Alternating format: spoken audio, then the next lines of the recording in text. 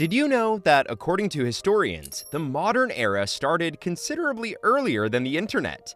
They assert that the 1500s mark the beginning of the modern era. The European way of thinking changed throughout the Renaissance, moving away from the Middle Ages. These philosophical developments sparked scientific and creative revolutions and put Europe on the road to modernity. It covered several other important movements, such as the Reformation and the Age of Discovery, and spanned the period from the 1300s to the early 1600s. Together, these three occasions ushered Europe into the modern era, a time when individuals used independent thought to find significance in their surroundings. They laid the groundwork for contemporary art and thinking, and they still influence our perception of the world today. It's time to investigate the complexities surrounding Europe's entry into the modern era, because it was not a simple transition. Don't forget to subscribe to Ancient History for fascinating insights into the mysteries of the ancient world and captivating historical narratives. How did the modern era begin with the Renaissance? Although the Middle Ages gave way to the Renaissance gradually, the Renaissance started around the middle of the 13th century. It began in Italy in the middle of the 1300s, while that country was still getting over the Black Death. About 1/3 of the European population perished from the bubonic plague. This kind of demographic shift, given that the survivors had greater access to economic opportunities, was certain to cause social changes. Italy was well positioned for trade, with easy access to numerous city-states across the Mediterranean Sea, which connected it to trade routes extending from China to Scandinavia. Italy was not a unified nation at the time. As an alternative, it was split up into numerous city-states that fought one another for trade and ultimately creative triumphs. Merchants were able to amass wealth because of this competition. As their rank and fortune increased, they started to flaunt their riches by patronizing artists, commissioning pieces, and helping them with their projects. The Medici family, a banking and merchant dynasty that rose to prominence in Florence and Tuscany politics, was home to some of the most well-known patrons of the Renaissance. They commissioned works of art from the renowned artists like Michelangelo, Raphael, and Leonardo da Vinci by using their riches and power. The Medici family was a Renaissance fanatic, just like a lot of other people were. Renaissance concepts and artistic forms were impacted by the ancient Greek and Roman works that were being rediscovered by scholars.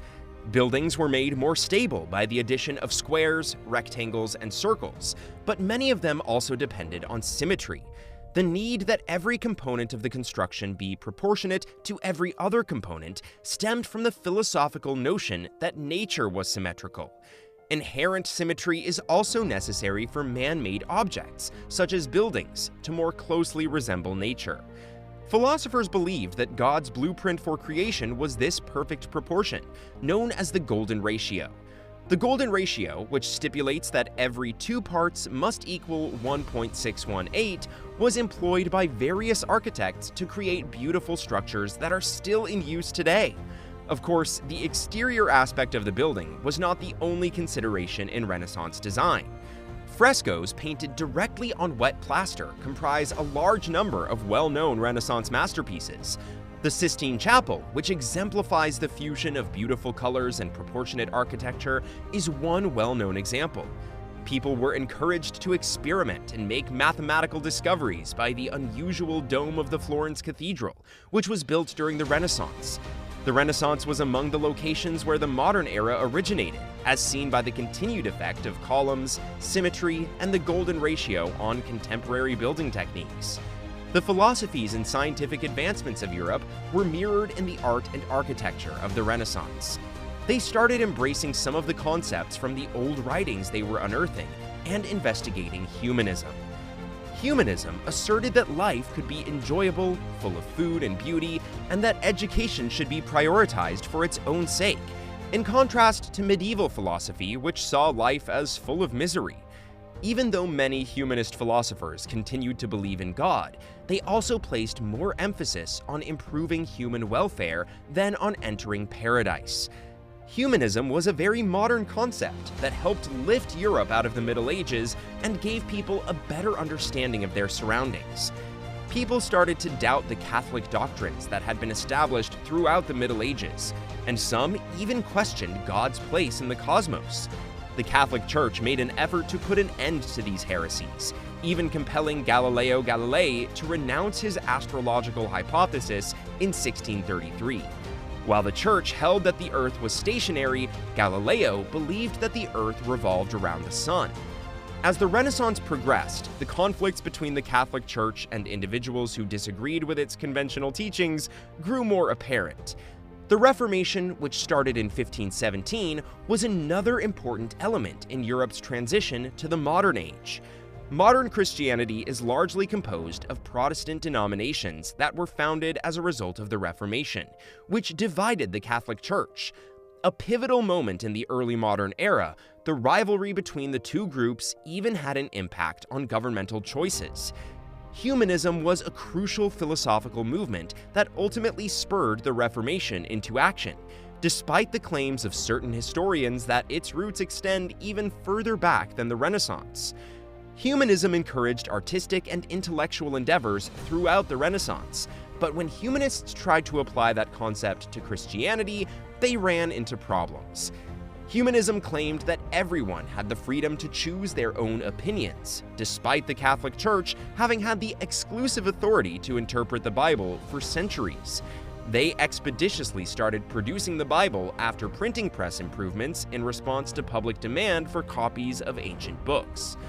Academics, such as Desiderius Erasmus, maintained that individuals ought to have the freedom to think independently, which included the ability to understand the Bible independently of the Church. With greater accessibility to the Bible, especially in translated versions, people started reading it and posing inquiries concerning Christianity and the Catholic Church. Martin Luther, a German monk who at first just desired to reform the Catholic Church, brought these issues to a head. Indulgences were offered by the Catholic Church at the time to lessen the spiritual penalty for misdeeds. Although the practice was corrupt from the beginning, the Church initiated it to aid in the funding of new churches that featured artwork from the Renaissance. Luther was concerned about the circumstances because he thought that salvation belonged to the believer, not the wealthy. His famous 95 Theses, which included criticisms and recommendations for enhancing the Wittenberg Castle Church, were affixed to the door of the building on October 31, 1517. Unfortunately, the Catholic Church viewed this as a challenge to their power, and in 1521 signed the Diet of Worms, declaring Luther to be a heretic for holding that salvation was based more on one's conduct than it was on faith.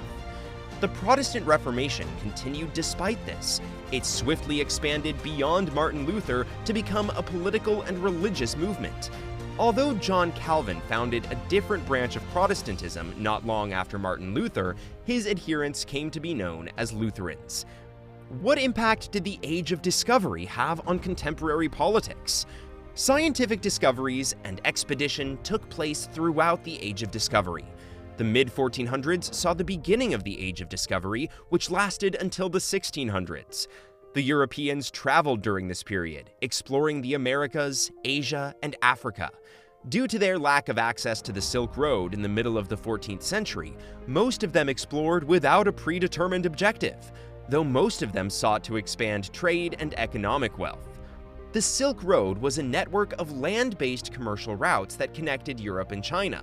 It had been an essential component of the global economy for about 1,400 years. The Europeans were obliged to find other ways, so they turned to the sea once the Ottoman Empire captured Constantinople.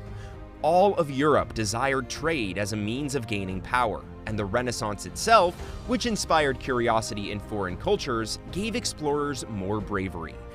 In their rapid exploration of the world, the Europeans discovered rich regions such as the Spice Islands.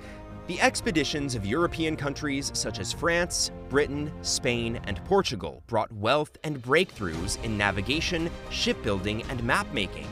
However, the Europeans' thirst for power quickly led to colonization and slavery as a result of their widespread exploration. They destroyed cultures and enslaved millions of people. Colonization had a crucial role in the modern era, influencing debates about human rights, wars, and governmental decisions. Without colonialism, the modern era would have been substantially different, but its effects are still being felt today as nations and tribes fight for economic security and cultural independence following years of subjugation. As humans moved from the Middle Ages into the modern era, it resulted in a profound paradigm shift in Europe. The Renaissance inspired individuals to enjoy life to the fullest and to think for themselves, while also appreciating the beauty all around them. As a result of the Reformation, Christianity became more inclusive, the Catholic Church's influence waned, and secular nations finally came to rule Europe. Eventually, European adventurers crossed the ocean during the Age of Discovery, discovering intriguing new cultures and founding colonies that had a lasting impact on the globe. Though the transition to the modern age did not happen overnight, Europe would never be the same after the changes started in the 1300s. That's all for this video. We will be back soon with another informative video. Don't forget to like and share this video. To keep exploring ancient history together, make sure to hit that subscribe button. Until next time,